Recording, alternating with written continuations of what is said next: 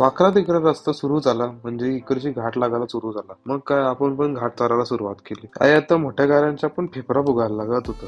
21 degree Celsius आहे पण घाम फुटायला लागला. घाट चढून 8:13 घाट चालू झाले का 8:30 झालेले आहेत. जुना ट्रेंड फॉलो करत पण मी याच्या डोळ्यात पोट खुपसला. त्याच्यानंतर आपण पोहोचलो नाश्त्याच्या स्टॉपवर. पालखीचं दर्शन घेऊन नाश्ता करण्यासाठी गेलो. तवरण बघितला एक पोरगा लादीब पाव खात होता. त्याचा खाना बघून माझाच पोट भरला. खाऊन खाऊन माझल्यामुळं मयंकचा फोन पलवला. त्याला आम्ही नेत होतो पालखी सोबत पण तो काही यायला मागच नव्हता.